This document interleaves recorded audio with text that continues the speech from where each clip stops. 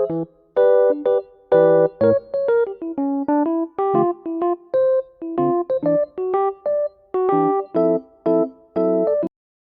selamat siang. Perkenalkan, nama saya Novira Sajelika, NIM 200313055. Saya mahasiswi dari Prodi Ilmu Komunikasi semester 4. Di sini saya akan menjelaskan tentang penelitian saya yang berjudul Motivasi Komunikasi di Era Pandemi. Latar belakang dari hasil penelitian saya adalah kebiasaan individu dalam berkomunikasi dan berinteraksi satu sama lain dan bertemu fisik tidak lagi menjadi prioritas ketika wabah atau pandemik saat ini telah hadir. Komunikasi dan interaksi digantikan dengan cara bertemu dalam dunia maya atau sering disebut dengan dunia virtual. Kegiatan pendidikan yang biasanya dilakukan di lingkungan gedung sekolah sekarang dilakukan dengan metode online atau daring. Pekerjaan non-teknis yang biasa dilakukan di kantor, sekarang dapat dilakukan di rumah masing-masing. Bahkan, kegiatan jual-beli sudah dilakukan melalui aplikasi online shopping atau marketplace virtual. Singkatnya, setiap kegiatan komunikasi dapat dilakukan dari rumah atau istilahnya work from home, yang disingkat WFH. Akhirnya, setiap individu dituntut untuk dapat menggunakan aplikasi online untuk berkomunikasi dengan orang lain. Komunikasi itu sendiri adalah interaksi antara dua orang atau lebih dengan tujuan bertukar informasi. Oleh sebab itu, individu dituntut untuk bisa menggunakan keterampilan untuk menguasai hal tersebut. Bukan sekedar membuat konten menarik, tapi bagaimana kita dapat memberikan informasi yang benar dan dapat diterima dengan baik dan tepat sasaran. Komunikasi dengan berbagai tujuannya bisa memberi efek yang baik bagi orang lain. Misalnya, memberikan motivasi. Komunikasi yang efektif akan cenderung lebih mudah membuat orang lain termotivasi dan akhirnya meningkatkan semangat gairah, kepuasan, dan bahkan kinerjanya.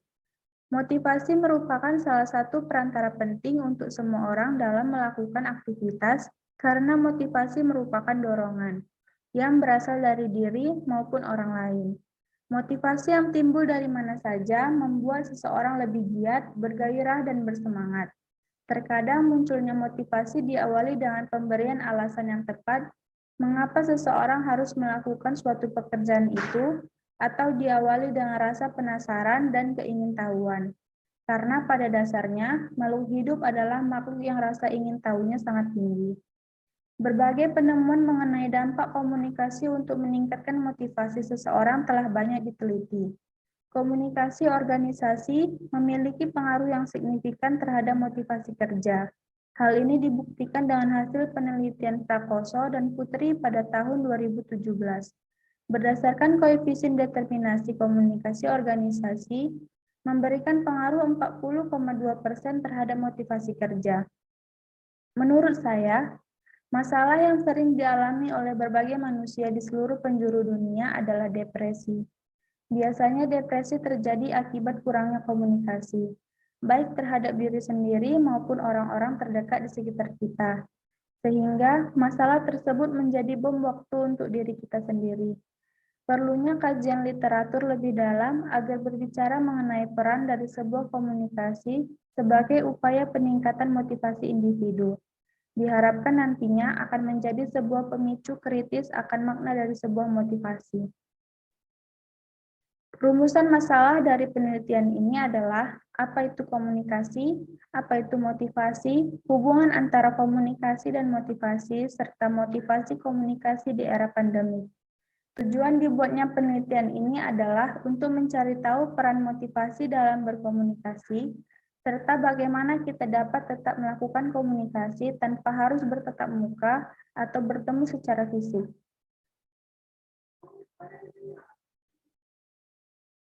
Landasan teori komunikasi. Komunikasi merupakan salah satu aspek penting dalam kehidupan manusia, karena manusia sebagai makhluk sosial yang tidak bisa lepas dari interaksi satu sama lain. Kegiatan komunikasi terbentuk akibat adanya hubungan sosial yang diawali dari percakapan. Kata komunikasi sendiri berasal dari istilah komunis yang berarti sama. Dapat kita artikan, komunikasi adalah penyampaian suatu informasi kepada orang lain untuk membuat kesamaan makna, pesan, cara berpikir, maupun persepsi. Ada beberapa para ahli yang menyampaikan pendapatnya tentang arti komunikasi. Contohnya ada Bapak Purwanto pada tahun 2011 yang mengatakan bahwa komunikasi adalah suatu proses pertukaran informasi antar individu melalui perilaku atau tindakan. Lalu ada Nurjaman dan Umam pada tahun 2012, mereka mengatakan komunikasi yaitu suatu kata yang mencakup segala bentuk interaksi dengan orang lain yang berupa percakapan biasa, membujuk, mengajar, dan negosiasi. Yang kedua ada teori motivasi. Tidak disadari dalam setiap aktivitas dan kegiatan seorang individu dilatar belakangi oleh motivasi, entah berasal dari dalam diri atau dari luar, tergantung mana yang lebih menonjol.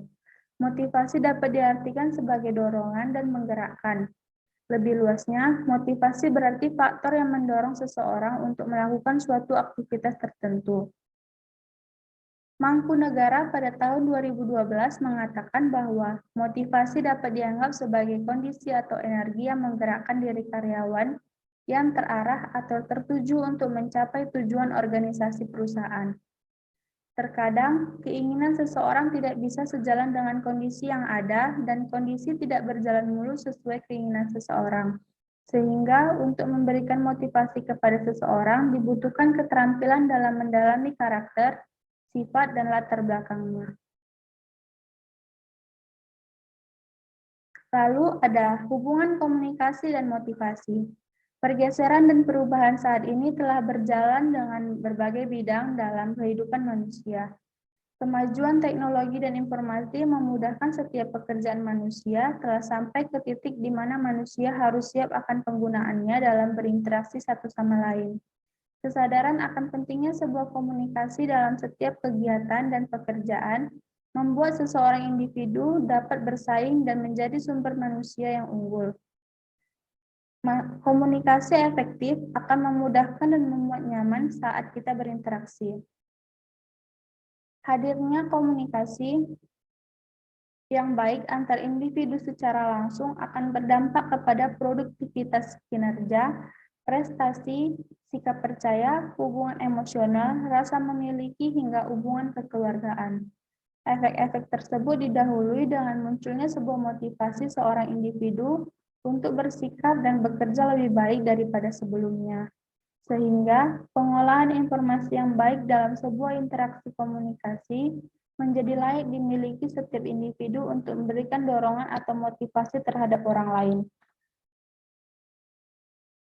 Tempat penelitian ini dilakukan di Sekolah Madrasah 2, mencari tahu bagaimana interaksi komunikasi yang terjalin antara pendidik dan peserta didik di Madrasah 2, di mana populasi dari penelitian ini adalah seluruh pendidik dan peserta didik yang berada di Madrasah 2, dan sampelnya adalah guru dan siswa-siswi kelas 9.